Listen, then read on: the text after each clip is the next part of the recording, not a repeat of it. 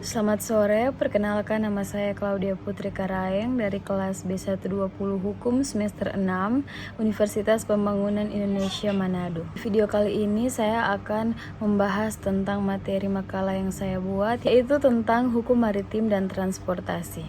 Latar belakangnya, pelayaran adalah segala sesuatu yang berkaitan dengan angkutan di perairan, ke pelabuhan, serta keamanan dan keselamatannya.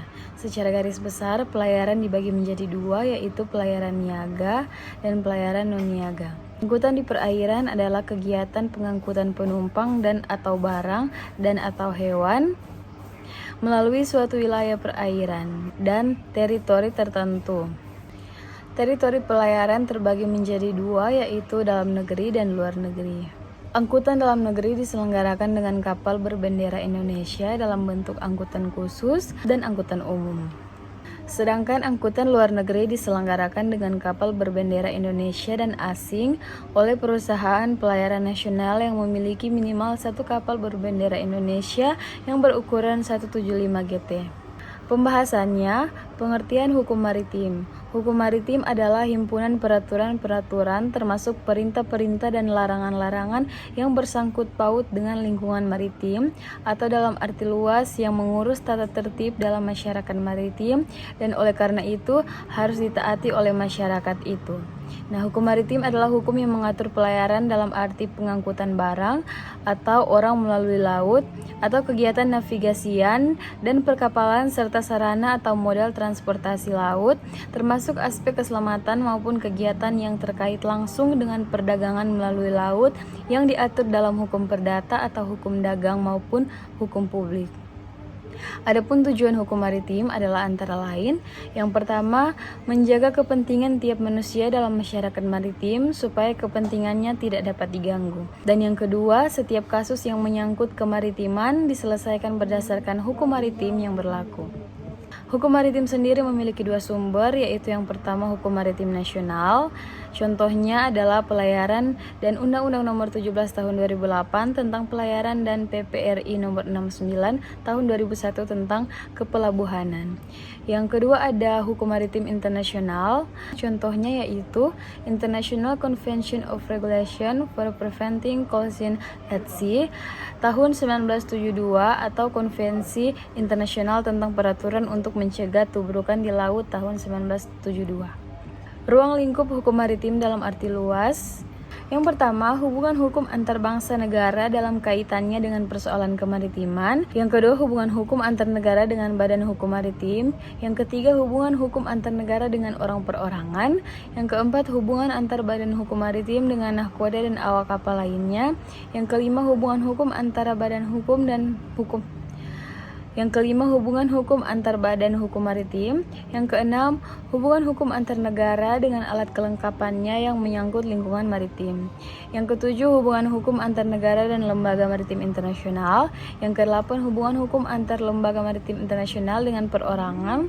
Yang kesembilan, hubungan hukum antar nakoda selaku pimpinan di atas kapal dengan anak buah kapalnya. Dan yang terakhir, contoh lainnya yang melibatkan subjek dan objek hukum maritim di dalamnya.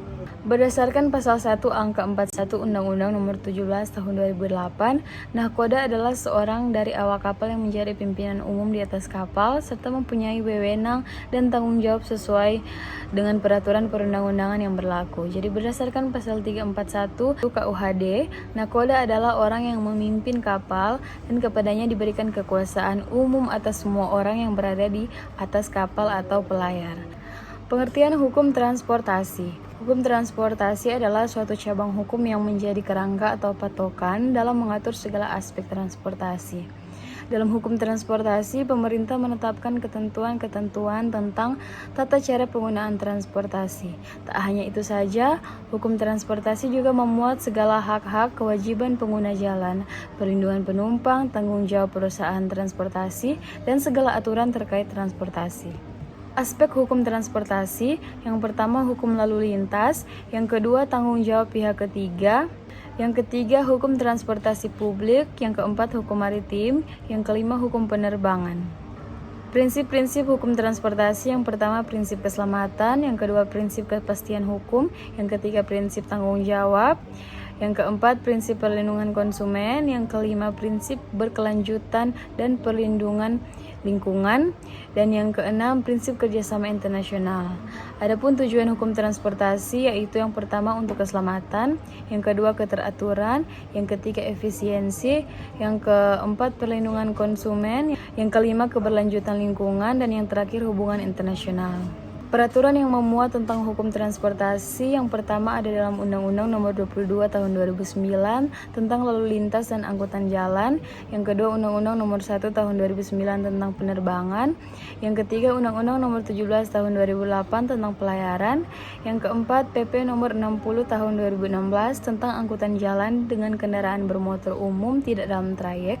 Yang kelima PP Nomor 32 Tahun 2019 tentang manajemen dan operasional angkutan orang dengan kendaraan bermotor umum yang disediakan oleh pemerintah. Yang keenam, PP Nomor 21 Tahun 2020 tentang pembatasan lalu lintas jalan pada kondisi keamanan atau ketertiban masyarakat. Yang ketujuh, PP Nomor 8 Tahun 2021 tentang penyelenggaraan angkutan orang dengan kendaraan bermotor umum dan angkutan barang yang dengan kendaraan bermotor umum. Yang kedelapan, Permen Hub Nomor 32 Tahun 2016 tentang penyelenggaraan angkutan orang dengan kendaraan bermotor umum tidak dalam trayek. Yang kesembilan, Permen Hub Nomor 26 Tahun 2017 tentang kriteria kendaraan dan jasa penunjang transportasi angkutan orang dengan kendaraan bermotor umum tidak dalam trayek. Yang ke-10, Permen Hub Nomor 20 Tahun 2021 tentang pedoman pemberian izin trayek angkutan orang dengan kendaraan bermotor umum. Yang ke-11, Permen Hub Nomor 57 Tahun 2021 tentang pengecualian pembatasan lalu lintas jalan pada kondisi keamanan dan ketertiban masyarakat. Yang ke-12, Perda Provinsi DKI Jakarta Nomor 4 Tahun 2015 tentang penyelenggaraan angkutan orang dengan kendaraan bermotor umum tidak dalam trayek. Yang ke-13, Perda Provinsi Jawa Timur Nomor 10 Tahun 2019 tentang penyelenggaraan angkutan orang dengan kendaraan bermotor umum. Dan yang terakhir, Perda Kabupaten Kota masing-masing daerah yang mengatur tentang transportasi di tingkat lokal. Kesimpulannya, industri pelayaran bahkan transportasi maritim yang merupakan salah satu bagiannya memiliki banyak aspek yang saling terkait. Karena itu, upaya peningkatan daya saing pada aspek yang relevan perlu dilakukan secara simultan. Sekian presentasi singkat dari makalah yang saya buat. Semoga bisa bermanfaat dan bisa dipahami dengan baik. Sekian dan terima kasih.